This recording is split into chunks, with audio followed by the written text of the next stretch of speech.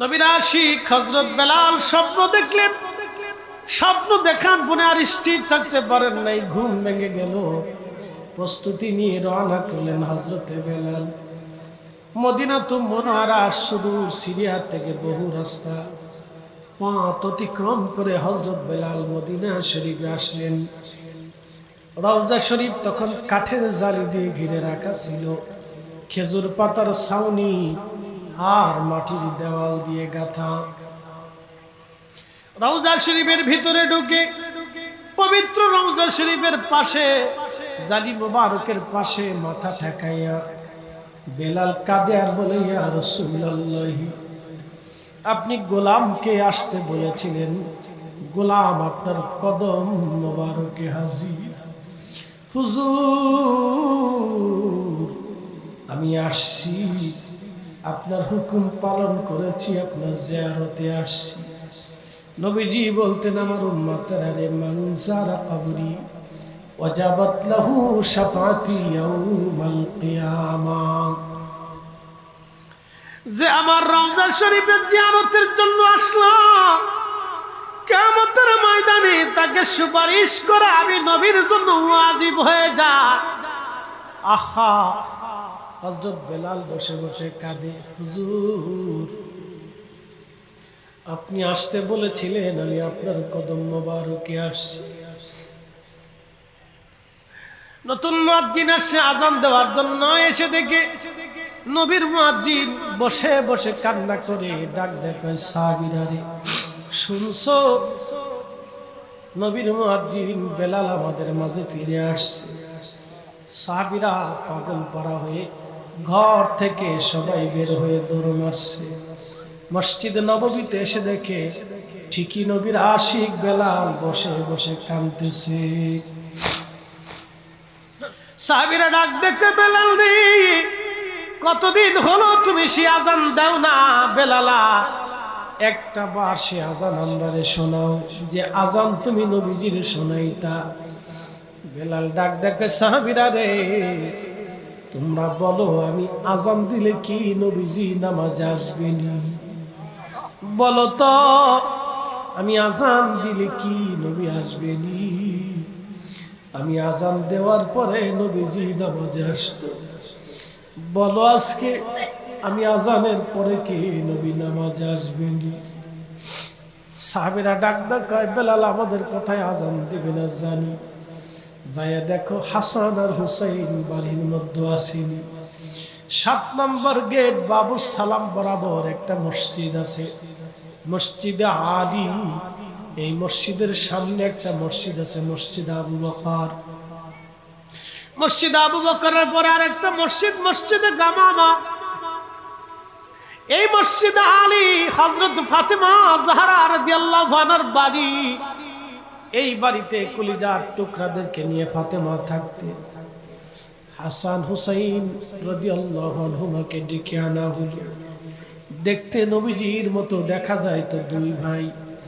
হযরত বেলালের সামনে যখন দাঁড়াইলেন, বেলাল রওজা শরীফ থেকে উঠে দৌড়াইয়া ইমাম হাসান আর হুসাইন দুই ভাইকে জড়িয়ে ধরলেন। তাদের বুকের মধ্যে মাথা ঠেকে গুন গুন করে বেলাল কাঁদতেছিলেন। কারণ হাসান আর হুসাইন দুই ভাই নানার চেহারা পাইছিল, নানার সৌন্দর্য, নানার চরিত্র, নানার মাধুর্য, নানার ব্যবহার, নানার আচার আচরণ, নানার সুন্নতে রঙিন ছিল দুই ভাই হাসান হুসাইন। পুরাটাই নানার চরিত্রে চরিত্রবান ছিলেন তারা। দেখতেও নানার মতো দেখা যায় তো। নবীজির আশিক দৌড়াইয়া ইমাম হাসান হুসাইন রাদিয়াল্লাহু আনহুমাকে জড়িয়ে ধরে কাঁদতে লাগছে। ঠিক এমন সময় ইমাম হাসান ডাক দেখো, নানার মুয়াজ্জিন কতদিন হলো তুমি আমাদেরকে আজান শোনাও না, আজকে আমাদেরকে আজান শোনাও, যে আজান আমার নানারে শোনাইতা ওই আজানটা আজকে আমাদের শোনাইয়া যাও। নবীর আদরের দুলাল দৌহিত্র কলিজার টুকরা আওলাদ হুকুম দিয়েছে, দৌড়াইয়া চলে গেলেন হযরতে বেলাল রাদিয়াল্লাহু আনহু। যেই মহিলার ছাদের উপরে দাঁড়াইয়া বনু নাজ্জার গোত্রের মহিলার ছাদের উপরে দাঁড়ায়া বেলাল আজান দিতেন। ওইখানে হযরত বেলাল দাঁড়ায়া গেলেন। আল্লাহু আকবার, আল্লাহু আকবার, আল্লাহু আকবার, আল্লাহু আকবার। টান যখন দিলেন, মদিনার উহুদের পাহাড়ে যাইয়া আজানের আওয়াজগুলি বাড়ি লাগতে লাগলো। সারা মদিনার রন্ধে রন্ধে বেলালের আজানের আওয়াজ ছড়িয়ে গেল। মহিলারা ঘর থেকে বের হয়ে দৌড় মারছে, বৃদ্ধ সাহাবীরাও ঘর থেকে বের হয়ে দৌড় মারছে, মদিনার ছোট ছোট বাচ্চারা ঘর থেকে বের হয়ে দৌড় মারছে। যুবকরা দৌড়ায়, আমাদের নবী কি আমাদের মাঝে ফিরে আসছে। এতদিন পরে বেলালের আজান। ইমাম তাকিউদ্দিন সুবকি শিফাউস সাকামের মধ্যে লেখেন, প্রত্যেকটা মদিনার মানুষের জবান থেকে আওয়াজ আসতেছিল, নবী বুঝি ফিরে আসছে, আমাদের নবী বুঝি ফিরে আসছে গো। বহুদিন পরে আজকে বেলালের আজান শোনা যায়। তোমার ওই নাম শুনিলাম, এই চোখে দেখলাম না, এই সুর যদি শুনে থাকো, একবার দেখা দাও না। এই সুর যদি শুনে থাকো, একবার দেখা দাও না। হাজীগঞ্জবাসী নবীর আশিক হযরত বেলাল আযান শুরু করছে, আশহাদু আল্লা ইলাহা ইল্লাল্লাহ।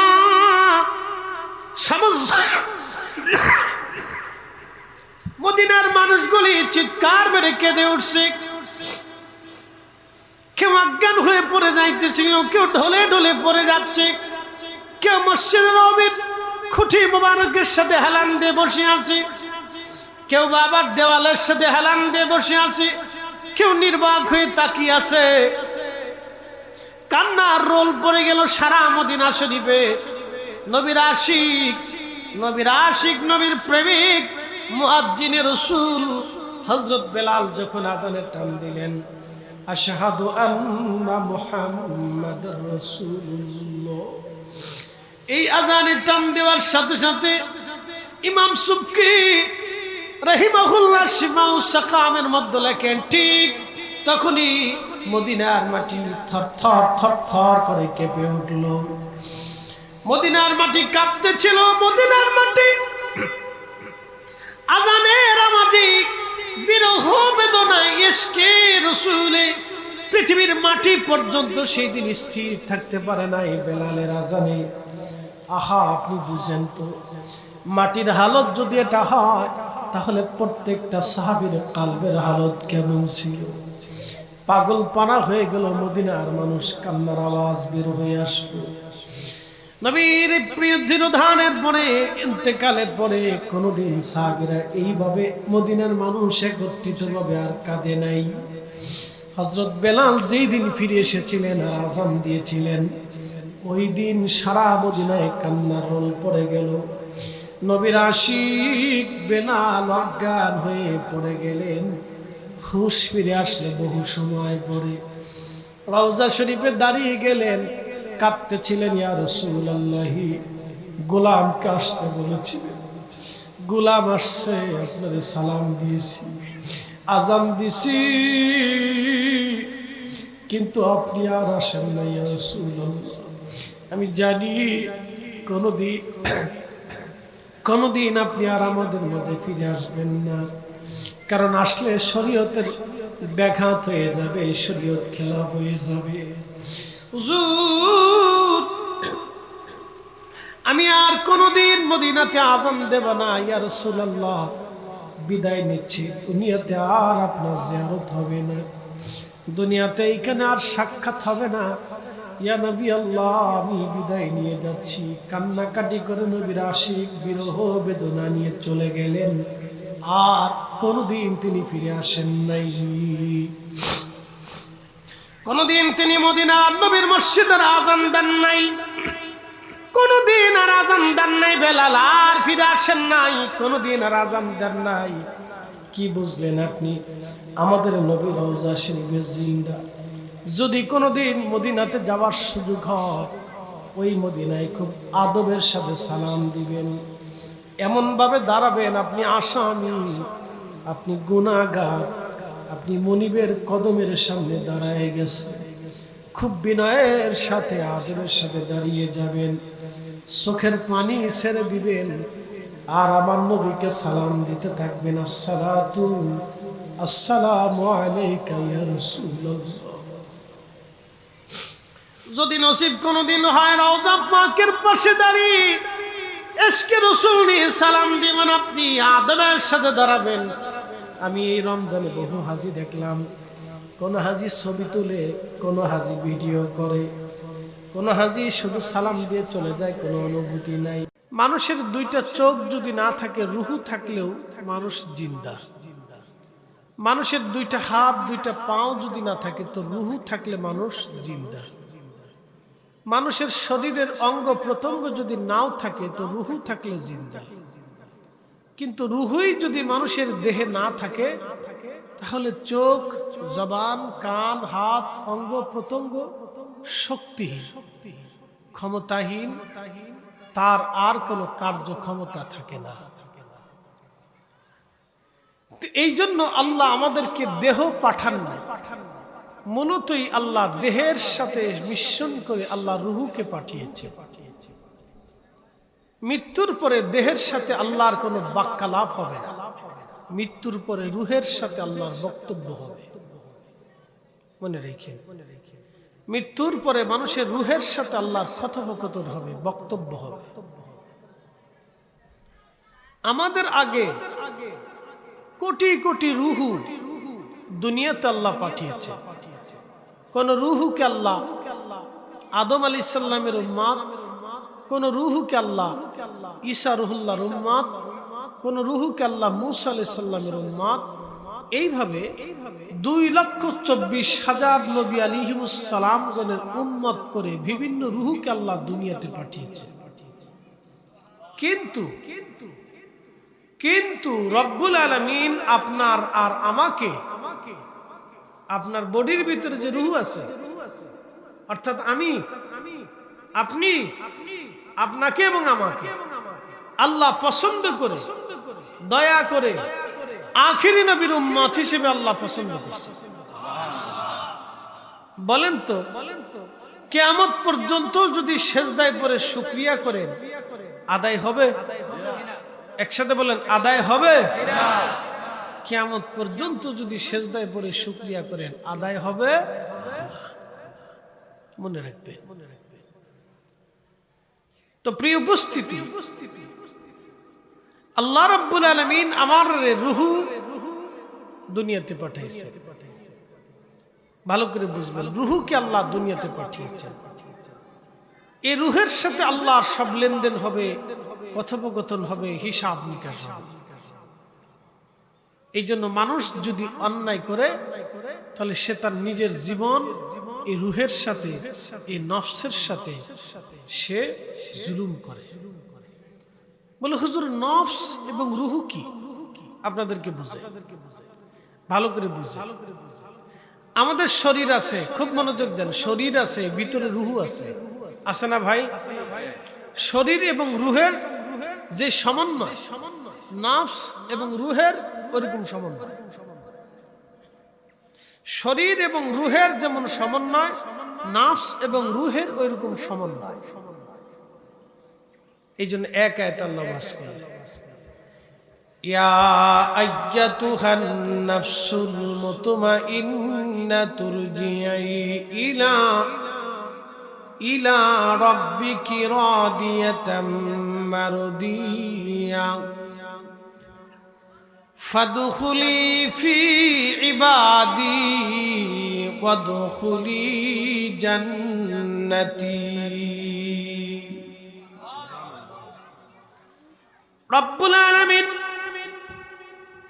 নফসটাকে ডাক দে, বলেন ইয়া আজ্ঞাতুহান নফসুল মুতমাইন্না, হে নফসে মুতমাইন্না। নফসটা মূলত দুই ধরনের, একটা নফসে মুতমাইন্না আর একটা নফস আছে নফসে আম্মারা। এই নফসে আম্মারা যেটা, সেটা আপনাকে মাহফিল থেকে সরিয়ে দেবে, আপনাকে মাহফিল থেকে তাড়িয়ে দেবে, নামাজ থেকে আপনাকে ফিরায় রাখবে, জিকির থেকে আপনাকে সরায় নিয়ে যাবে, আপনাকে রোজা থেকে সরায় নিয়ে যাবে, হজ এবং যাকাত থেকে সরায় নিয়ে যাবে, সমস্ত নেক আমল থেকে আপনাকে নফসে আম্মারা সরাই নিয়ে যাবে। নফসে আম্মারা আপনার বুঝাবে হালাল খাস না, নফসে আম্মারা আপনার বুঝাবে সাবধান মাহফিলে বসিস না। কথা বুঝাইতে পারছি নি? এই জন্যই শুনেন, এই জন্য শুনে রাখেন, মাহে রমজানে শয়তানরে জেলখানায় বন্দি রাখার পরেও কি মানুষের শয়তানি কমছিল? আস্তে কইন না, জোরে কইন। মাহে রমজানে শয়তানরে যে তালা মারছে আল্লাহ, জেলখানার ভিতরে হান্দায় রাখছে, মানুষের কি শয়তানি বন্ধ হয়েছিল? তেলের দাম, ডালের দাম, চালের দাম, চিনির দাম, ফলের দাম, বিভিন্ন পণ্য সামগ্রীর দাম কি কমছিল? তাহলে এই কাজটা তো আর আজাদিন শয়তানি করে নাই, এটা মানব শয়তানি করছে। কথা ঠিক আছে নি? এটার নাম হচ্ছে নফসে আম্মারা। ও শয়তানি করে বুঝে বুঝে। কুল আউযু বিরাব্বিন নাস মালিকিন নাস ইলাহিন নাস মিন শাররিল ওয়াসওয়াসিল খান্নাস আল্লাযী ইউওয়াসওয়িসু ফি সুদুরিন নাস মিনাল জিন্নাতি ওয়ান নাস। জিন শয়তান, মানুষ শয়তান। তাহলে মানুষের ভিতরেও শয়তান আছে। জিন শয়তানও যদি শিকল দিয়ে বাঁধে রাখে, তারপরেও রমজানে ফিরিপিটি লাগছে, রমজানে মারামারি হয়েছে, খুন খারাপি হয়েছে, ঝগড়া হয়েছে, রোজা রাখে নাই, আকাম কুকাম করছে, অন্যায় অশ্লীল কাজ করছে, মিথ্যা গীবত তহমত শিকায়েত করছে, এটার নাম নফসে আম্মারা। ওয়াজ জটিল, কিন্তু যদি বুঝে যাইতে পারেন তাহলে কাজ হবে। কিন্তু a square plus B square, এটা তরিকতের ওয়াজ, তাসাউফের ওয়াজ, ওলিদের ওয়াজ। ওলিরা কিন্তু বুটাবুটি দিয়ে ওলি হয় না, ওলিরা হয় নফসে আম্মারাকে হত্যা করিয়া, নফসে মুতমাইন্নাকে জিন্দা করিয়া আল্লাহর ওলি হইতে হয়। কথা কন নাকি? ঠিক আছে। এজন্য নফসের জিহাদ বড় জিহাদ, নফসের জিহাদ বড় জিহাদ। কথা কন না? নফসের জিহাদ বড় জিহাদ, নফসের জিহাদ বড় জিহাদ। এখন ফিলিস্তিনে যুদ্ধ হচ্ছে, যারা যুদ্ধ করতেছে হয় বাঁচলে গাজী নাইলে শহীদ। কথা ঠিক আছে কিনা? শত্রু সামনাসামনি অস্ত্র শস্ত্র নিয়ে যুদ্ধ চলতেছে, জিহাদ করতেছে, ওরা বাঁচলে গাজী নাইলে শহীদ। আর আমরা দেশে বুকে হাত বাঁধা মৌলবী খালি বাংলাদেশে বসে বসে ফতোয়া ঝাড়তেছে। ও সাতার ফতোয়ার গোষ্ঠী কি লাই? কি কথা কন না? বাঁচলে গাজী মরলে শহীদ, এটা একটা জিহাদ। কিন্তু যারা নফসের সাথে জিহাদ করে তারা 24 ঘন্টা জিহাদ করে। 60 বছর যদি বেঁচে থাকে তাহলে 60 বছর জিহাদ করে, 100 বছর যদি বেঁচে থাকে তাহলে 100 বছর পর্যন্ত জিহাদ করে। এই জন্য আল্লাহ রাসূল বলেছেন নফসের সাথে জিহাদ হলো বড় জিহাদ। কথা বুঝাইতে পারছেন? এই নফসের সাথে জিহাদ করিয়া মানুষ ওলি হয়। একসাথে বলেন কি হয়? জোরে বলেন কি হয়? একসাথে জোরে বলেন কি হয়? আর কাফেরদের সাথে জিহাদ করিয়া শহীদ হয়ে গেলে মান্দা শহীদ হয়ে যায়। ওটার এক মর্যাদা, এটারও আর এক মর্যাদা। মনে রেখেন, মনে রেখেন। প্রিয় উপস্থিতি হাজিরিন, হাজীগঞ্জবাসী খুব মনোযোগের সাথে শুনবেন। এটার নাম নফসে মুতমাইন্না। আল্লাহ বলেন ইয়া আইয়াতুহান নফসুল মুতমাইন্না তুরজিই ইলা রাব্বিকি রাদিয়াতাম মারদিয়া। হে নফসে মুতমাইন্না, ইরজিই, তুমি আমার কাছে আসো। প্রশান্ত আত্মা তুমি আমার কথা মেনে চলেছ, আমার হুকুম তুমি মেনে চলেছ। এই জন্য মনে রাখবেন যে সুদ খায় এটা অসুস্থ আত্মা। ধরা পড়ে যাবে, জোরে কর, ডরেন না। যে সুদ খায় এটা অসুস্থ আত্মা। কি কথা ঠিক আছে নি? আমি সুস্থ আর অসুস্থতার হিসাব বুঝে দিচ্ছি। খালি যে গাঁজা খাইলো হে অসুস্থ না, অসুস্থ আরো আছে। যেটা মদ খায় এটাই শুধু অসুস্থ না, অসুস্থ আরো আছে। যে রোগী অসুস্থ হয়েছে এটাই অরিজিনাল অসুস্থ না। মানুষ অসুস্থ কোন জায়গা হয় দেখে যায়। মানুষের রোগ কোথা থেকে আসে বুঝে যান, আজকে ট্রিটমেন্ট নিয়ে যান। এই জন্য জীবনের বহু অলিরা কবরে ঘুমাই গেছেন, 80 বছরের জীবনে আল্লাহর ইবাদত করে গেছেন, তাদের শরীরে রোগ আসতো না। সারা রাত নামাজ পড়ছে, রোগ আসতো না। সারা রাত জিকির করছে, রোগ আসতো না। সারাদিন রোজা রাখছে, একটা খেজুর খেয়ে দিনতবাদ করছে, রোগ আসতো না। আমরা এত পুষ্টিকর খাবার খাইলেও পেটে ব্যথা, মাথায় ব্যথা, ঠ্যাঙে ব্যথা, পায়ে ব্যথা, ডায়াবেটিস, হার্টে ধরে, প্রেসারে ধরে। কি কথা কর না, বুঝে যান রোগ কোন জায়গা থেকে আসে বুঝে যান, রোগের উৎপত্তি স্থল বুঝে যান। তাহলে যে সুদ খায় অসুস্থ, যে ঘুষ খায় সে অসুস্থ, যে হারাম খায় সে অসুস্থ আত্মা, যে নেশা করে সে অসুস্থ আত্মা, যে মিথ্যা বলে সে অসুস্থ আত্মা, যে গীবত করে সে অসুস্থ আত্মা, যে হিংসা করে সে অসুস্থ আত্মা, যে অহংকার করে সে অসুস্থ আত্মা, যে জেনা করে সে অসুস্থ আত্মা, যে মানুষের খুন করে ও অসুস্থ আত্মা, যে মারামারি লাগায় ও অসুস্থ আত্মা, যে ক্রিমিনালি করে, একজনের দোষ আর একজনের কাছে বইলে ঝগড়া বাঁধায় ও অসুস্থ আত্মা। কি কথা কর না কে? বাংলাদেশে সুস্থ কেডা হিসাব করে ধরা ধরা,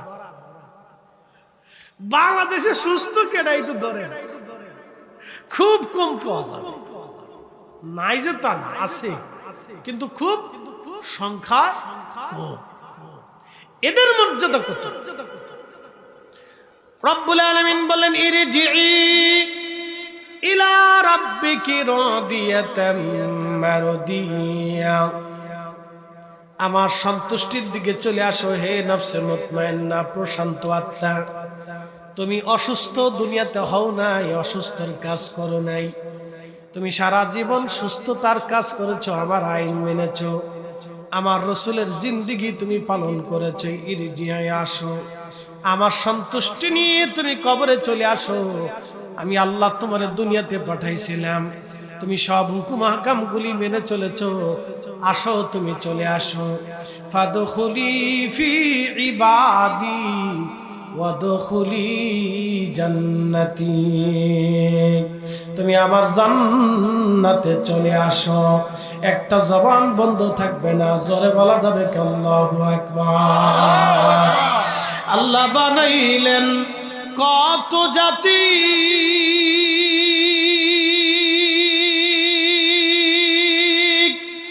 হইল না তার প্রেম প্রীতি। আল্লাহ বানাইলেন কত জাতি, হইল না তার প্রেম প্রীতি। অবশেষে মানুষ বানায় প্রেমের কারণে, প্রেমের ডরি বান্ধরে মাদিনার শনে। প্রেমের ডরি বান্ধরে মাদিনার শনে। মানুষ বানাইছে আল্লাহ প্রেমের কারণে, মানুষ বানাইছে আল্লাহ প্রেমের কারণে। প্রেমের ডরি বান্ধরে মাদিনার শনে। হাজীগঞ্জবাসী, এই নফসে মুতমাইন্নার অধিকারী যারা, তারা মরতে দেরি হবে, জান্নাতে যাইতে দেরি হবে না। এই জন্য কোন কোন অলির কবর আল্লাহ রওজা বানায় দেয়। একসাথে বলেন কি বানায় দেয়? রওজা বানায় দেয়, রওজা বানায় দেয়। এই সমস্ত নফসে মুতমাইন্নার অধিকারীরা কবরে চলে যায়। তাদের দেহটাকেও আল্লাহ অক্ষত রাখে। আস্তে কনকে জোরে জোরে বলেন আল্লাহু আকবার। দেহটাকে আল্লাহ কি রাখে? অক্ষত রাখে। বলে হুজুর কথা তো আল্লাহর দেহের সাথে না, তো দেহ অক্ষত রাখলো কেন? প্রশ্নের উত্তর আছে। আচ্ছা বলেন তো, ওযু কি রুহে করে না দেহ দিয়ে করতে হয়? যদিও রুহ কাজ করে কিন্তু দেহ তো সাহায্য করে, কথা ঠিক আছে নি? হাত কিন্তু দেহের অংশ, মুখ কিন্তু দেহের অংশ, নাক কিন্তু দেহের অংশ, কুলি কিন্তু মুখ কিন্তু দেহের অংশ, তো গোসল কিন্তু দেহের অংশ। সেজদা দিলে দেহ দিয়ে করতে হয়, এই জিকির করলে দেহ দিয়ে করতে হয়, এই আপনার ওযু করলে দেহ দিয়ে করতে হয়। তো যত ইবাদত আপনি করবেন এই ইবাদত করতে দেহ আপনাকে সাহায্য করে। এই জন্য ওই নফসে মুতমাইন্নার অধিকারী যারা হয়ে যায় তাদের দেহকেও আল্লাহ সম্মান দিয়ে তাদের দেহকে আল্লাহ অক্ষত রেখে মাটির নিচে রাখে। পানি খায় না, পোকায় ধরে না, মাটিতে ধরে না। একসাথে কোন আল্লাহু আকবার। তা আমরার দেহ আর নবীদের দেহ একরকম না, জোরে বলেন। এই জন্যই তো মসজিদের সাথে আমাদের দূরত্ব এইখানে। ওরা বলে নবী মরিয়ে শেষ হয়ে গেছে, আমরা বলি না আমাদের নবী রওজা শরীফে আছে। আসতে কি না, জোরে বলেন, জোরে বলেন। আসেনি আসেনি আসেনি। আল আনবিয়াউ আহইয়াউন ফি কুবুরহিম ইউসাল্লুনা, হাযা হাদিসুন সহিহুল ইসনাদ। আল্লাহর নবী বলেছেন উম্মত সমস্ত নবীরা রওজা শরীফের ভিতরে জিন্দা এবং তার ওই অবস্থায় সালাত আদায় করে।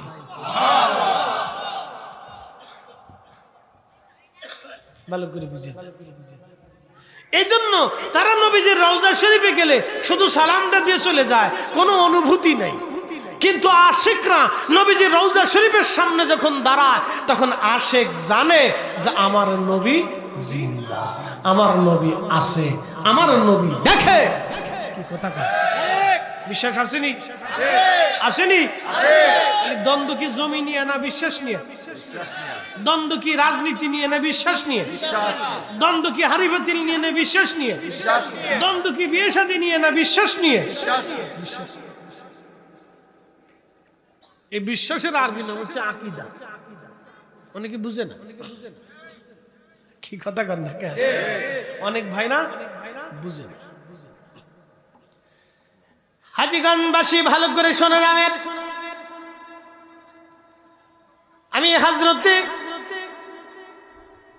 ইমাম হুসাইন রাদিয়াল্লাহু আনহুর কথাটা তুলে ধরতেছি। বর্তমান গাজা যেখানে যুদ্ধ হচ্ছে একেবারে বিরান করে দেয়া হয়েছে। এটার নাম কখনো গাজা ছিল না, এটার পূর্ববর্তী নাম ছিল আসকালান। আসকালান বলা হতো এই অঞ্চলটাকে আসকালান। এই আসকালান অঞ্চলে ইমাম হুসাইন রাদিয়াল্লাহু আনহুর মাথা মোবারক, শের মোবারক, পবিত্র মস্তক মোবারক কেটে ইয়াজিদের সৈন্যরা নিয়ে ওই আসকালানে দাফন করে দিল। দেহ মোবারক কারবালার প্রান্তরে পৃথিবীর মধ্যে একজনের পবিত্র দেহ মোবারক এবং মাথা মোবারকের মাজার আছে। পৃথিবীতে একজনের জিয়ারত দুই জায়গায় অনুষ্ঠিত হয়, একজনের জিয়ারত দুই জায়গা চলে। তিনি ইমামে মাকাম ইমাম হুসাইন রাদিয়াল্লাহু তাআলা আনহু।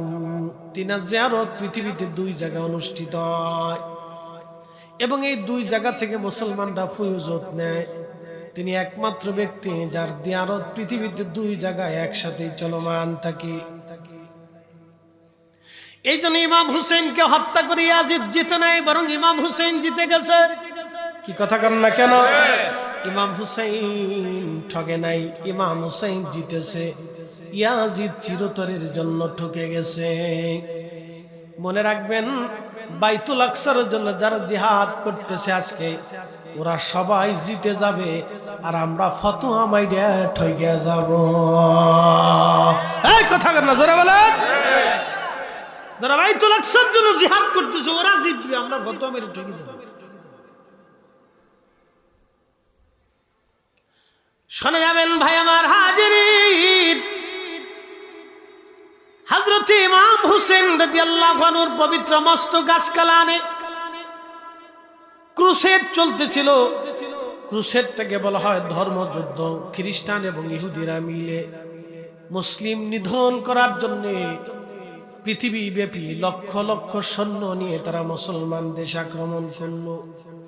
পুরা রোম এম্পিয়ার এবং সব এম্পিয়ার মিলে পৃথিবীর সব ইহুদি খ্রিস্টান ঐক্যবদ্ধ হয়ে মুসলিম নিধন করার জন্যে লক্ষ লক্ষ সৈন্যের বহর নিয়ে তারা মুসলিম দেশ আক্রমণ করলো। বুঝেন তো, এই যুদ্ধটা সাধারণ কোনো যুদ্ধ ছিল না। এটাকে খ্রিস্টান পাদ্রীরা নাম দিল ক্রুসেড। ক্রুসেড মানে ধর্মযুদ্ধ। ওরা ধর্মযুদ্ধ নামে মুসলমানদের উপরে অন্যায়ভাবে একটা যুদ্ধ চাপিয়ে দিল। আজকে মনে রাখবেন, ইরান শিয়া না সুন্নি হিসাব পরে আসবে, যদিও তাদের অনেকেই শিয়া আছে। শিয়াদের ভিতরে 32টা গ্রুপ আছে। আমাদের বাংলাদেশের মুসলমানদের ভিতরে অনেকগুলি গ্রুপ আছে। কি কথা কন না কেন, আছে না নাই? পীর তরিকার ভিতরে অনেকগুলি গ্রুপ আছে। একদল পীর আছে, তারা জীবনেও নামাজ পড়ে না, জনমের মতো একবার নামাজ পড়লেই চলে। কি কথা কন না কেন, আছে না নাই? রোজাও পর্যন্ত রাখে না, কয় আমরা নফসের রোজা রাখতেছি। শয়তান, কত বড় শয়তান এগুলি! মুসলমানের রোজা চুরি করে ফেলছে, নামাজ চুরি করে ফেলছে। আবার আরেক প্রকার চোর বাংলাদেশে আছে, যারা 8 টাকার তারাবি বানাইয়া 12 রাকাত নামাজ চুরি করে দিছে। কষ্ট হইতেছে আপনাদের? চলবে নি? হাজীগঞ্জবাসী ওই তো নি? তাহলে বসে থাকেন। আমি ঠান্ডা ঠান্ডায় দিতেছি, আজকে সামানা নাই, ভালো কাজ করছে। সামিয়ানা নাই, খুব ভালো কাজ করছে। আকাশে সাপ দেখা যাচ্ছে, সিস্টেম পালা। আর আমারও বাতাস লাগতেছে, প্রকৃতির বাতাস, আল্লাহর বেহেশতের বাতাস। কি সুন্দর বাতাস আসতেছে, মজা আছে বাতাস। চলুক, কথা শুনে যায়। তো বাংলাদেশের ভিতরেও, ভারতে পাকিস্তানে বহু গ্রুপ আছে। তো শিয়াদের ভিতরে এরকম 32টা গ্রুপ আছে। সবাই যে একবারে খারাপ থাকে না, তো তাদের সাথে মূলগত আকীদাগত আমাদের দ্বন্দ্ব আছে। কিন্তু এই সিচুয়েশনে এখন আর আমরা দ্বন্দ্ব রাখতে চাই না। বলে কেন? মনে রাখবেন, ইরান যদি পরাজিত হয়েই যায়, তাহলে বাইতুল আকসা স্বাধীন হইতে আরো 100 বছর লাগবে। মনে রেখেন। আর ইরান যদি একবার পরাজিত হয়ে যায়, তাহলে ভারতের মুসলিম নিধনের পরিকল্পনা চলতেছে, এটাও মনে রাখেন। রোহিঙ্গা শেষ। প্রত্যেক দিন রোহিঙ্গা মা বোনদেরকে ধরে ধরে নিয়ে চলে যায় আরাকানের সন্ত্রাসীরা। আমরা কি করতে পারছি বলেন তো? কিচ্ছু করতে পারি। ভাইয়ের সামনে, বাবার সামনে কলিজার টুকরা বোন সন্তানকে তুলে নিয়ে চলে যাচ্ছে, ভাইকে তুলে নিয়ে চলে যাচ্ছে, চোখের সামনে গুলি করে হত্যা করে ফেলতেছে। কিচ্ছু করার। 1.5 লক্ষ রোহিঙ্গা মুসলমানদেরকে হত্যা করা হয়েছে। নিরাপরাধ মানুষদেরকে তিলে তিলে জবাই করে হত্যা করা হয়েছে, আগুনে পুড়িয়ে হত্যা করা হয়েছে, মাটির মধ্যে পুঁতে মেরে হত্যা করা হয়েছে, এবং তাদেরকে বিলেট দিয়ে পিটিয়ে খুচি খুচি হত্যা করা হয়েছে। দাদি কুপিয়ে কুপিয়ে নৃশংসভাবে তাদেরকে হত্যা করা হয়েছে। কি করতে পেরেছি? কিছুই পারিনি। জাতিসংঘ কি করছে? ওটার নাম দিয়েছে আমি পাতিসংঘ। 75 বছর ধরে একটা জাতি ফিলিস্তিনের 10 লক্ষ ফিলিস্তিনের বাড়িঘর দখল করে নিয়ে তারা জবরদস্ত করে তারা তাদের বাড়িঘর তৈরি করেছে। কি করেছে আরব বিশ্ব? কিচ্ছু করতে পারেনি। ঝোরার আঙ্গুল খালি চুষে, বুড়া আঙ্গুল বুঝে বুঝে চুষে। কিচ্ছু করতে পারে, কিছুই করতে পারে। এই পোলাপান, এই চলে যা, চলে যা। ওয়াজ না শুনলে চলে যা। এই সীমানার ভিতরে থাকবে না, যা বাবা, চলে যাও। আর যদি ওয়াজ শোনো তা ভিতরে চলে আসো, নাহলে চলে যাও, দ্রুত গতিতে যাও।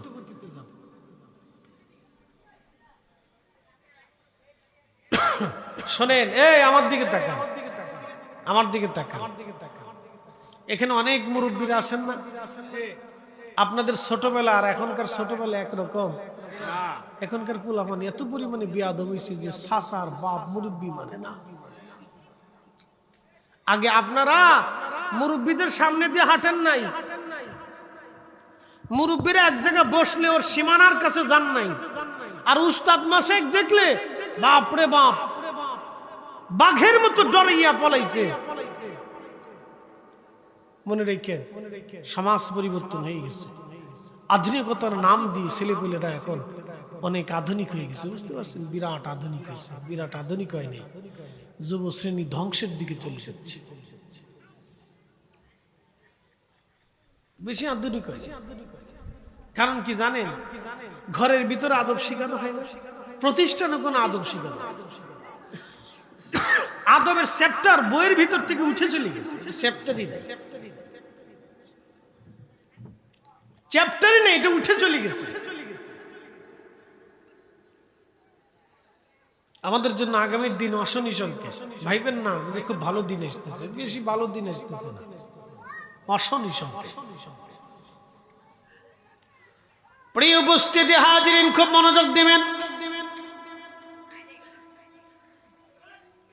সুলতান গাজী সালাউদ্দিন আইয়ুবী রাহিমাহুল্লাহর নেতৃত্বে মুসলমানেরা আক্রমণ করে ফিলিস্তিন দখল করলো, বাইতুল আকসা দখল করে নিয়ে গেল। মুসলমানরা বাইতুল আকসা দখল করলো 100 বছর পরে, কিন্তু 100 বছর আগে ক্রুসেডাররা বাইতুল আকসা দখল করে নিয়ে গেল। যেই দিন তারা বাইতুল আকসা দখল করেছিল, 1 লক্ষ ফিলিস্তিনি মুসলমানদেরকে তারা 3 দিনে হত্যা করেছিল। 1 লক্ষ মুসলমান। আহারে, ইতিহাসের মধ্যে লেখা হয়েছে 1 লক্ষ মুসলমানের রক্তে পুরা ফিলিস্তিন বাইতুল আকসা হাঁটু পর্যন্ত রক্তে গেড়ে গিয়েছিল। এত পরিমাণে মানুষ হত্যা হয়েছিল। আজকে 75 বছর ধরে লক্ষ লক্ষ ফিলিস্তিনিদেরকে যেইভাবে হত্যা করা হয়, ভাইজান ওই সময় 1 লক্ষ ফিলিস্তিনি 3 দিনে হত্যা করা হয়েছিল। তাহলে বুঝেন কি পরিমাণে সেই দিন হত্যাযোগ্য হয়েছিল। কিন্তু মুসলমান এই বাইতুল আকসা ফিরে পেয়েছে 100 বছর পরে। 100 বছর পর যিনি বাইতুল আকসা দখল করেছিলেন, সুলতান গাজী সালাউদ্দিন আইয়ুবী, শুনলে খুশি হবেন, তিনি কাট্টা সুন্নি মুসলমান ছিলেন। একবার জোরে বলা যাবে কি আল্লাহু আকবার? কি মুসলমান? নাচতে করেন না, জোরে বলেন কি মুসলমান? একসাথে বলেন কি মুসলমান? কাট্টা সুন্নি মুসলমান। ওনার ভগ্নিপতি ইরাকের ইরবিলের বাদশা মুজাফফরউদ্দিন কুকুবুরি রাহিমাহুল্লাহ, তিনি রাজকীয় ভাবে পবিত্র মিলাদুন নবী সাল্লাল্লাহু আলাইহি সাল্লামের মাহফিল ইন্তজাম করতেন রাজ দরবারে। ইমাম ইবনে কাসির তারিখের ভিতরে লিখছে ওনার ভগ্নিপতি। আর ওনার বোন রাজকোষ থেকে কোনো টাকা নিতেন না, টুপি সেলাই করে বিক্রি করে জাহাজ তো তাহা দিয়ে বাজার সদাই করে খাইতেন। এই আবেদা সালেহা, যেমন ভাই বীর মুজাহিদ, তেমন বোনও আবেদা সালেহা, তেমন ভগ্নিপতিও ছিল আবেদ এবং সালেহ। পৃথিবীর সব ইমামরা, ইমাম হযরত কালানি, ইবনে কাসির, ইমাম সুয়ুতি, মোল্লা আলী কারি মাক্কি, ইমাম হাজার হাইতিমি শাফিঈ, ইমাম ইরাকির মতো বিশ্ববিখ্যাত মুহাদ্দিসরা তার প্রশংসা করেছে। একসাথে করেন না মারহাবা। আপনাদেরকে তারিখ থেকে কিছু শুনাইলাম, কারণ এটা শোনার দরকার। অনেকে বলবে মিলাদুন নবী বেদাতিরা আবিষ্কার করেছে, তা আপনি এত সুন্নিতে তো বাইতুল আকসা দখল করেন না, জান কি কথা কর না কে? তো মিলাদুন নবী যারা করছে তারা যদি বেদাতি হয়, তো সুলতান গাজী সালাউদ্দিন আইয়ুবী বাইতুল আকসা দখল করেছিল, তা আপনি এত বড় হক্কানি হয়েছেন, তাহলে আপনি বাইতুল আকসা দখল করেন কে? জান পারেন কিনা দেখেন।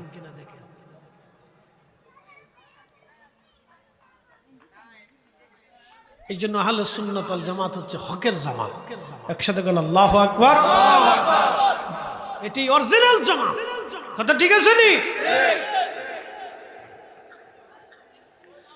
প্রিয় উপস্থিতি হাজিরিন, খুব মনোযোগ দিবেন। হযরত ইমাম হুসাইন রাদিয়াল্লাহু আনহুর পবিত্র মস্তক মোবারক, এই মস্তক মোবারককে যখন ওই আসকালানে দাফন করা হলো 470 হিজরি অথবা 530 হিজরি, আমার এই সময় স্মরণে নাই। 470 হিজরি অথবা 530 হিজরি হতে পারে এই সময়। ক্রুসেড চলতেছিল। মুসলমানরা মিশরের যিনি গভর্নর ছিলেন তিনি প্রস্তাব দিলেন, খ্রিস্টান প্রধানকে প্রস্তাব দিলেন, আপনারা আমাদের ইমামের মাথা মোবারক দিয়ে দেন, শির মোবারক দিয়ে দেন, আমরা তার পবিত্র মাথা মোবারক আমাদের দেশে নিয়ে আসতে চাই। খ্রিস্টানরা বলল, তোমাদের ইমামের মাথা মোবারক দিয়ে আমাদের তো কোনো কাজ নাই, কিন্তু তোমরা নিয়ে যেতে পারো, বিনিময় দেওয়া লাগবে। করে কত বিনিময়? বলে 30,000 স্বর্ণ মুদ্রা আমাদেরকে দিতে হবে। 30,000। সেই দিনে 30,000 স্বর্ণ মুদ্রা বর্তমানে 30,000 কোটি ডলার।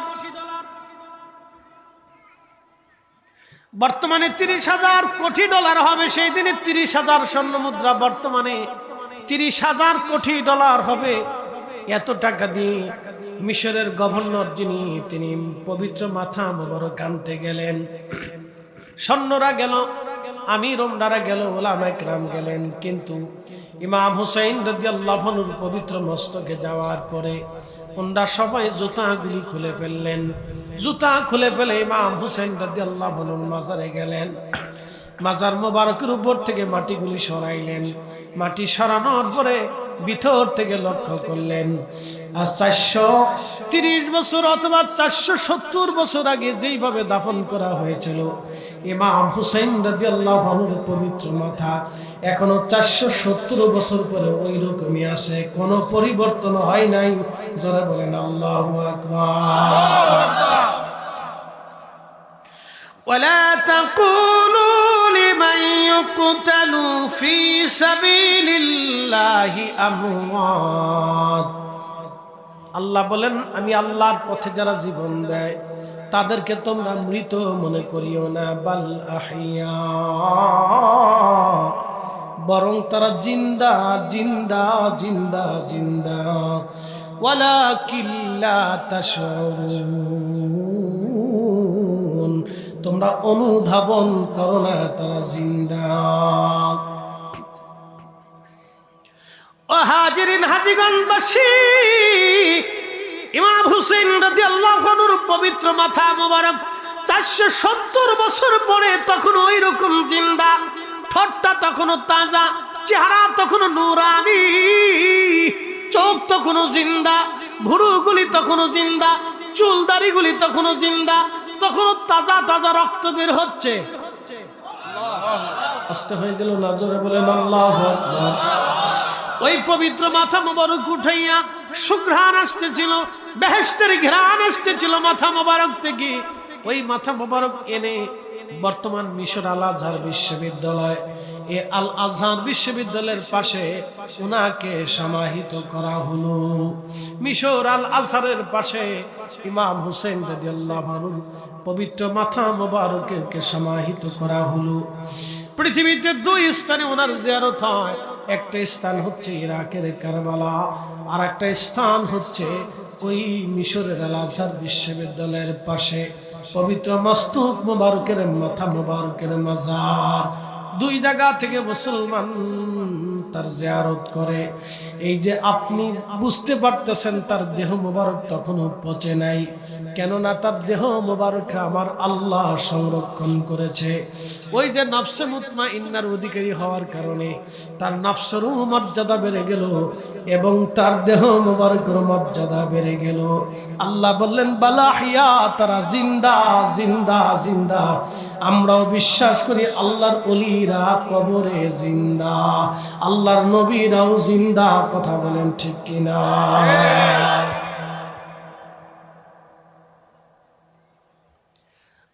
হাবিগঞ্জবাসী, খুব মনোযোগ দিয়ে কথাগুলি শুনবেন। আল্লাহু আকবার, কি মর্যাদা আল্লাহ এই উম্মতকে দান করেছে। আপনি একটু ভাবেন তো, কত বড় মর্যাদা আল্লাহ দিয়েছে উম্মতকে, কত বড় সম্মান আল্লাহ উম্মতকে দিয়েছে। আমাদের কারণে না, এই মর্যাদা আল্লাহ আখিরি নবীর কারণে দিয়েছে। আমাদের কারণে না, এই মর্যাদা আল্লাহ আখিরি নবীর কারণে দিয়েছে। আমাদের নিজস্ব কোনো মর্যাদা নাই, আখিরি নবীর কারণে আল্লাহ এই মর্যাদা আমরারে দান করেছে। আমাদের নিজস্ব কোনো মর্যাদা নাই। এই জন্য নফসে মুতমাইন্নার অধিকারী হতে হবে, প্রশান্ত আত্মার অধিকারী হতে হবে।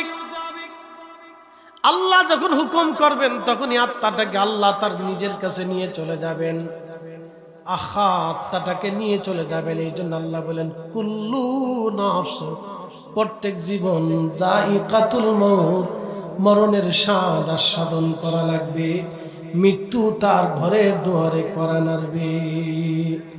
কুল ইন্নাল মাউতাল্লাযী তাফিরুনা মিনহু ফাইন্নাহু মুলাকীকুম সুম্মা তুরাদ্দুনা ইলা আলিমিল গায়বি ওয়াশ-শাহাদাত। কুল হুজুর আপনি বলে দেন মৃত্যু থেকে আমার বান্দারা পালা, আপনি বলে দেন মরণ থেকে পালানোর কোনো রাস্তা নাই। নবী গো বলে দেন মৃত্যু থেকে পালানোর কোনো রাস্তা নাই, এই মরণ তার সাথে মোলাকাত করবে। সুম্মা তুরাদ্দুনা ইলা আলিমিল গায়বি ওয়াশ-শাহাদাত, এমন এক রবের কাছে ফিরে চলে যাবে। এখন আপনারা বলেন দেহ যায় না রুহু যায়? জোরে বলেন দেহ যাবে না রুহু যাবে? এমন এক রবের কাছে তুমি ফিরে চলে আসবে।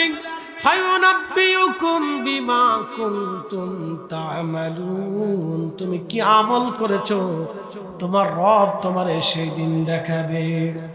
ও তোর পিছে পিছে ঘুরছে সমন, ও তোর পিছে পিছে ঘুরছে সমন, কোন দিন জানি তোর হয় সমন জারি। দেখ না মন ঝাঁক মারিয়ে দুনিয়াদারি, ভাই বন্ধু আপন জনা সঙ্গে তোমার কেউ যাবে না রে। ও তোর খালি হাতে একা পথে, ও তোর খালি হাতে একা পথে যাইতে হবে মন বেরি। দেখ না মন ঝাঁক মারিয়ে দুনিয়াদারি, দেখ না মন ঝাঁক মারিয়ে দুনিয়াদারি।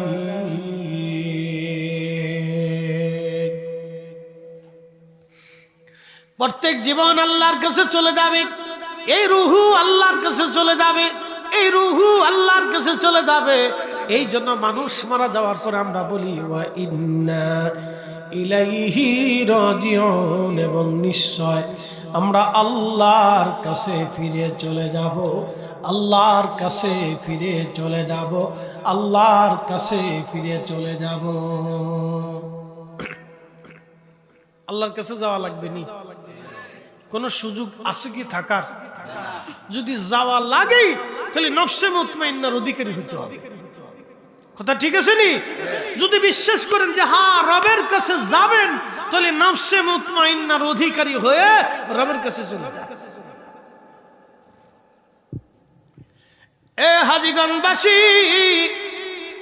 আল্লাহ কোরআনে বললেন কদ আফলাহা মান যাক্কাহা ওয়া কদ খাবা মান দাসসাহা। যে আত্মাটাকে সংশোধন করলো, নফসটাকে সংশোধন করলো, সে কামিয়াবি হলো। এবং যে তার আত্মাটাকে গুনাহ দিয়ে ভরপুর করে ফেললো, সে ধ্বংস হয়ে গেল।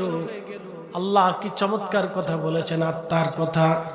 এই জন্য মানুষ অপরাধ করার পরে দেখবেন দোয়া করে, আল্লাহ দোয়া শিখাইলেন রব্বানা যালামনা আনফুসানা, রব্বানা যালামনা আনফুসানা ওয়া ইল্লাম তাগফির লানা ওয়া তারহামনা লানাকুনান্না মিনাল খাসিরিন। রব্বানা যালামনা আনফুসানা, ও আমাদের রব, আমরা আমাদের নফসের সাথে জুলুম করে ফেলছি, কবিরা গুনাহ করে ফেলছি, আল্লাহ আপনি মাফ করে দেন। আমরা আমাদের নফসের সাথে জুলুম করছি, আমরা নফসের সাথে জুলুম করছি। মনে রাখবেন, মানুষ তার দেহের সাথে জুলুম করে না, মানুষ তার নফসের সাথে জুলুম করে। আপনি যদি মিথ্যা বলেন তার নফসের সাথে জুলুম করছেন, আপনি যদি নামাজ ছেড়ে দেন তো নফসের সাথে জুলুম করছেন, আপনি যদি রোজা ছেড়ে দেন নফসের সাথে জুলুম করেছেন, আপনি যদি হক হালাল মতো না চলেন নফসের সাথে জুলুম করেছেন, আপনি যদি হজ না করেন নফসের সাথে জুলুম করে ফেলছেন। এই জন্য নফসে মুতমাইন্না প্রশান্ত আত্মার অধিকারী হতে হবে। প্রশ্ন রাখবেন হুজুর, এই প্রশান্ত আত্মার অধিকারী করতে হতে হলে কি হতে হবে? আল্লাহর নবী বললেন আত্তাকওয়া হাহুনা, আত্তাকওয়া হাহুনা। শোনো আমার উম্মতেরা, তাকওয়া এইখানে এইখানে এইখানে। আল্লাহর নবী বললেন তাকওয়া এইখানে এইখানে। নবী যে আঙ্গুল দিয়ে তার বক্ষের দিকে ইশারা করলে বললেন তাকওয়া এইখানে এইখানে এইখানে। আল্লাহ রাসূল বলেন আমার উম্মতেরা রে, তোমাদের বডির ভিতরে একটা গোশতের টুকরা আছে, এই গোশতের টুকরা যদি সুস্থ থাকে, ইদা সালুহাত সালুহাল জাসাদ, পুরা বডিটাই সুস্থ থাকবে। আর এই গোশতের টুকরা যদি অসুস্থ হয়ে যায়, ওয়া ইদা ফাসাদাত ফাসাদাল জাসাদ, পুরা বডিটাই অসুস্থ হয়ে যাবে। এই জন্য যার নফস সুস্থ ওই ব্যক্তি সুস্থ, যার নফস অসুস্থ ওই ব্যক্তি অসুস্থ। কি কথা কর না কেন? নফস যার অসুস্থ, দেখবেন মানুষ বৃদ্ধ হয়ে গেলেও অনেক সম্পদ রুটি রুজি করার আশা কিন্তু যায় না। কি আসতে কন কে জোরে বলেন, আছে না? যে বয়স হয়ে গেছে 70, তারপরও চিন্তা করে আমি 100 কোটি টাকার মালিক হব। আশা এরকম অনেকের আছে না? এটা অসুস্থ আত্মা। একসাথে বলেন কি আত্মা? অসুস্থ আত্মা। তো তখনও তার আল্লাহর দিকে মন ফিরে না, এটা অসুস্থ। অনেক লোক দেখবেন মুরব্বী হয়ে গেছে, বুড়া হয়ে গেছে, চুলদারি ফেঁকে গেছে, ওই চার দোকানে বসে বাংলা সিনেমা দেখতেছে। ওরে বাপরে বাপ, কি সিনেমা! সিনেমা কত বেড়ি নাচতেছে, এটা বসে বসে হা করেছে, দেখছে বিড়ি টেনতেছে, গপার গপার করে বিড়ি মারতেছে। এটা অসুস্থ আত্মা। ওরে এখনো পর্যন্ত হুশ আসে নাই যে আমার এক পা খবরে চলে গেছে।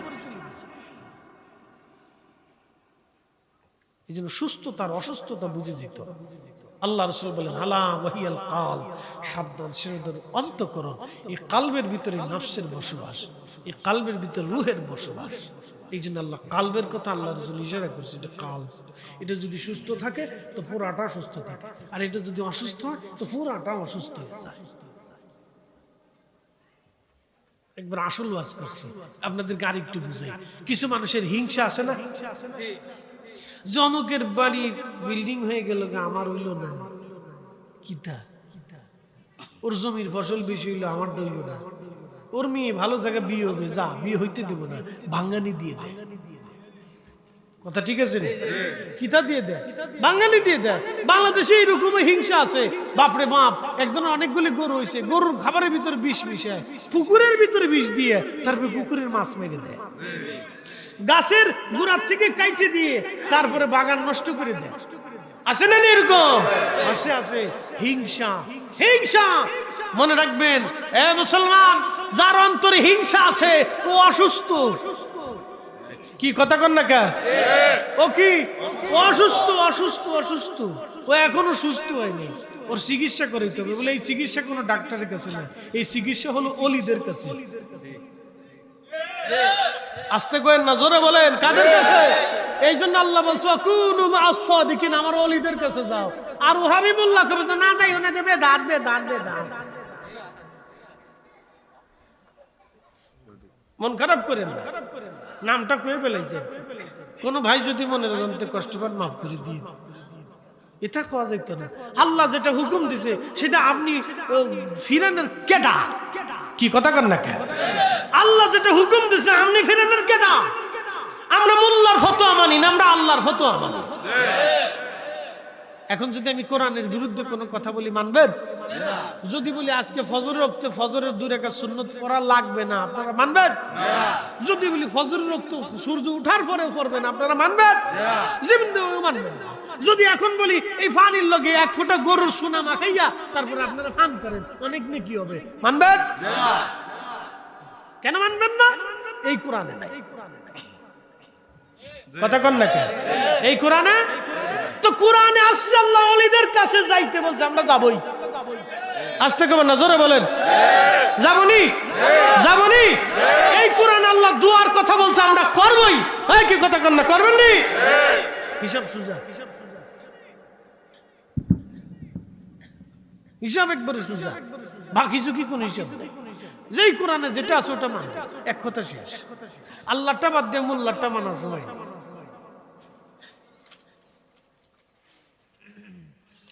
হাজীগঞ্জবাসী খুব মনোযোগ দিবেন। প্রিয় উপস্থিতি, আল্লাহ রাসূল বলেন, আমার উম্মতের আরে তুলার গোডাউনের মধ্যে যদি আগুনের কয়লা রেখে দাও, তাহলে তুলার গোডাউন যেমন শেষ হয়ে যাবে, ওইরকম মানব দেহ যদি বছরের পর বছর ধরে ইবাদত করে, সারা জীবন ইবাদত করলে ওই মানব দেহের ভিতরে, কালবের ভিতরে, আত্মার ভিতরে যদি হিংসা থাকে, তাহলে ওই মানব দেহের ইবাদত তুলার গোডাউনের মতো পুড়িয়ে শেষ হয়ে যাবে। এই জন্য হিংসা রাখা যাবে না, যাবে না। মানুষ হইয়া ভবেতে আসিয়া মানুষের করিলাম কি?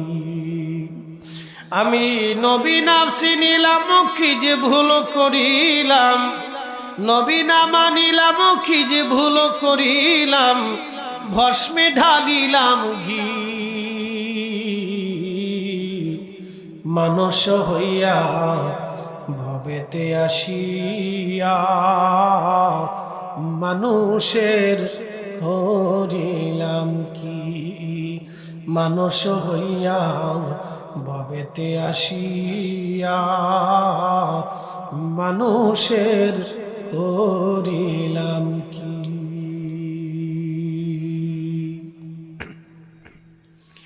হাজীগঞ্জবাসী, কোরআন আল্লাহ বলেন, ওয়ালাউ আন্নাহুম ইযলামু আনফুসাহুম।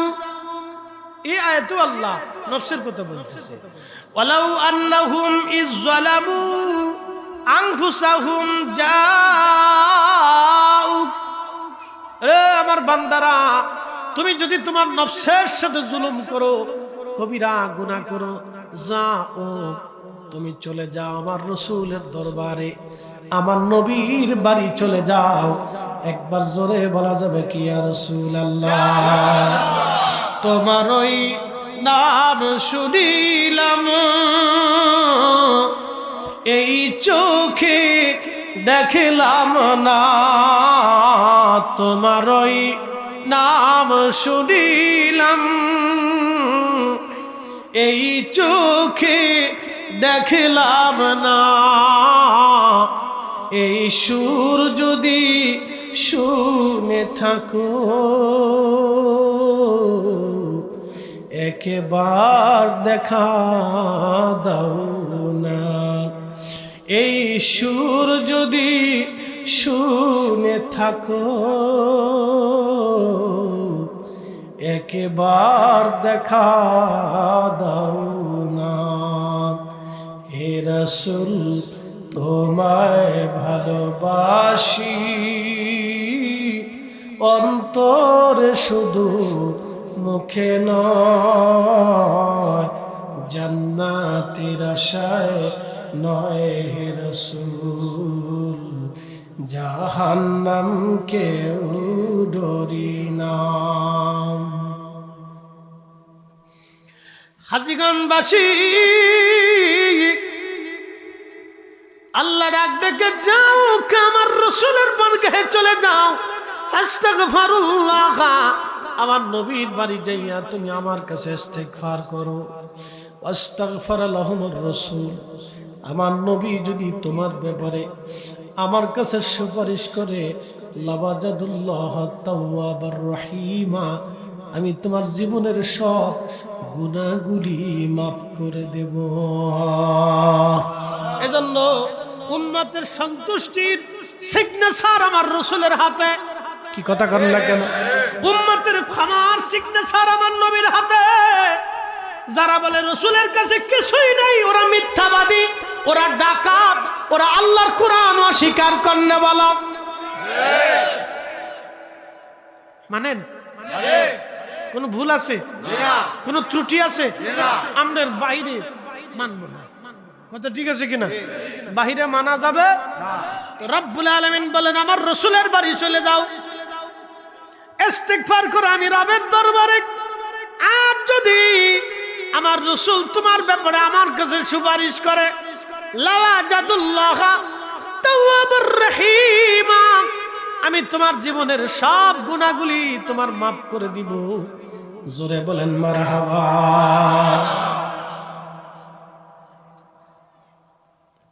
কি চমৎকার কথা! তোমার ওই পাওয়ার আশায়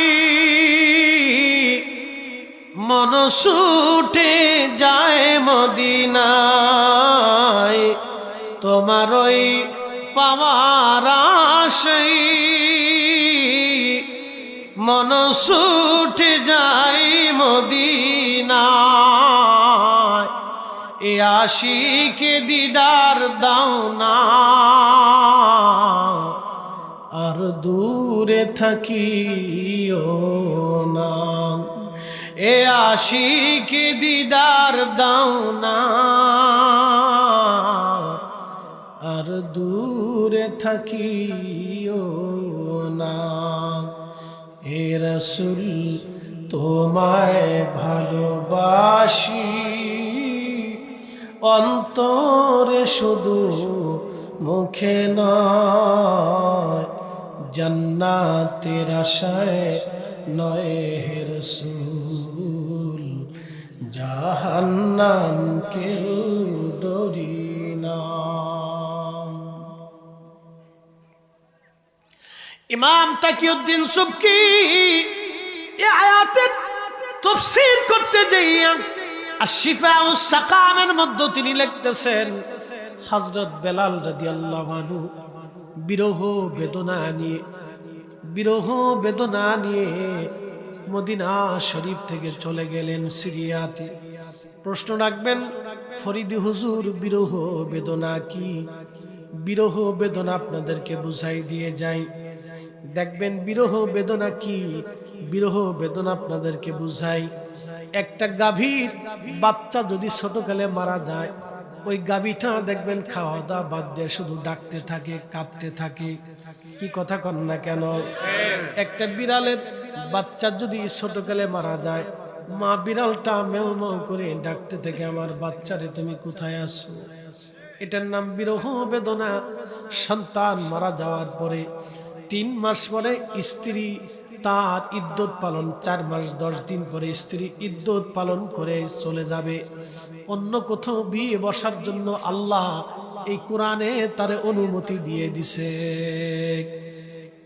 অনেকে মনে করে স্বামী মরে যাওয়ার পরে ওই স্ত্রী অন্য কোথায় বিয়ে বসলো কে? না না, আল্লাহর এই কোরআন তার অনুমতি দিয়ে দিছে, সে অন্য কোথাও বিয়ে বসতে পারে, অন্য কেউ তারে বিয়ে করতে পারে। আল্লাহর কোরআন তারে অনুমতি দিছে। মারহাবা কবেন না আপনারা? আমরা বাংলাদেশে কিছু আজেরি সমাজ আছে, মনে করে মহিলা খুব খারাপ বুঝি। আল্লাহ অনুমতি দিছে, 4 মাস 10 দিন পরে ইদ্যত পালন করার পরে মহিলা অন্য কোথাও বিয়ে বসতে পারে, অন্য পুরুষ তারে আশ্রয় দেওয়ার জন্য বিয়ে করতে পারে। এটা আল্লাহর আইন, নবীর তরিকা, করতে পারে। এটা দোষণীয় না, এটা গুণের কাজ, ভালো কাজ। আল্লাহর কোরআন যেটা বলে অনুমতি দেয়, এটা ভালো। কি কথা কন না কেন? আল্লাহর কোরআন অনুমতি যেটা দেয় সেটা ভালো। তে মহিলা অন্য কোথাও বিয়ে বসতে পারে, সংসার করতে পারে, সেটা তার ইচ্ছার উপরে নির্ভর করে। আবার অনেক মহিলা বাচ্চাদের দিকে তাকায়, আর কোনোদিন বিয়ে বসে না। ওই স্বামীর মোহাব্বত নিয়ে আর কোনোদিন কোনো পুরুষ সে গ্রহণ করতে চায় না। এরকম মহিলাও দুনিয়াতে আছে। কথা ঠিক আছে না? এটা তার স্বাধীনতা, এটা তার কি স্বাধীনতা। যদি সে বিয়ে না বসে সেটাও তার ইচ্ছা, যদি সে সংসার করতে চায় এটাও তার ইচ্ছা। আল্লাহ অনুমতি দিয়ে দিচ্ছে। তো খুব মনোযোগ দিবেন। 4 মাস 10 দিন পরে মহিলা শোক ভুলে যাবে, সন্তানরা 3 মাস পরে ধীরে ধীরে ধীরে ধীরে শোক ভুলে যাবে। কিন্তু একজন ভুলতে পারে না, তিনি মা। মা কোনোদিনও মা ভুলে না।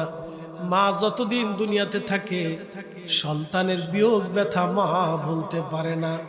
বলে হুজুর মা কেন সন্তানকে ভুলতে পারে না? এটার নাম হচ্ছে বিরহ বেদনা। বিরহ বেদনা, সন্তানের বিয়োগ ব্যথা মা সহ্য করতে পারে না। যতদিন মা দুনিয়াতে বেঁচে থাকে সন্তানের জন্য মা নীরবে চোখের পানি ফেলে। সন্তানের কবর দেখলে মা কেঁদে ওঠে, সন্তানের বিছানা দেখলে মা কেঁদে ওঠে, সন্তানের স্মৃতি মনে পড়লে মা কেঁদে ওঠে। এটার নাম বিরহ বেদনা।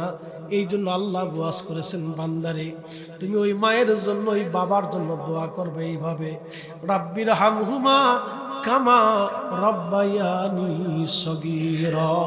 আল্লাহ আমার যেইভাবে ছোটকালে মা আদর যত্ন করে ভালোবাসা দিয়ে পায়খানা পেশাব পরিষ্কার করে দিয়ে আমার দুই মুখে কপালে চুমো লাগাইয়া আমার শরীরে গোসল দিয়া তেল মালিশ করাইয়া বুকের ভিতরে দোলায় দোলায় মা যেমনে ঘুম পাড়াইছিল, আল্লাহ তুমি ওই জান্নাতের ভিতরে আমার মা আমার বাবার ওইভাবে জান্নাতে লালন পালন করো।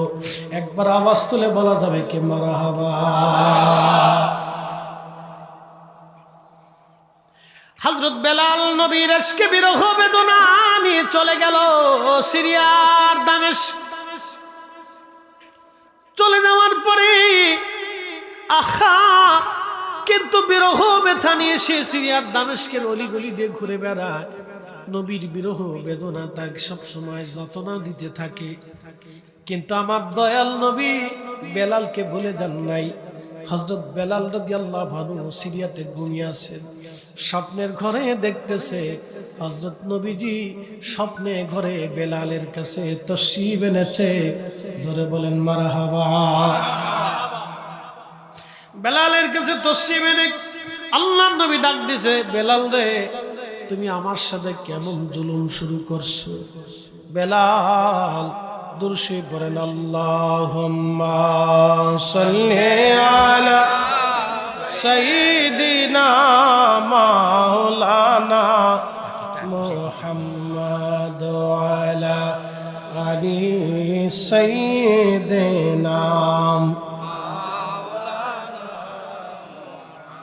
একটু মহাব্বতে জবান খুলে আল্লাহুম্মা সাল্লি আলা মাওলানা মুহাম্মাদ ওয়ালা সাইয়্যিদিনা মাওলানা। উড়ে যাও রে মাহফিলের হাওয়া, যাও রে উড়ি মদিনায়, আমাদের দুরূদ পৌঁছে দিও, আমাদের সালাম পৌঁছে দিও নূর নবীজির পাকের রওজায়। আল্লাহুম্মা সাল্লি আলা। আহা মাশাআল্লাহ, আল্লাহু আকবার।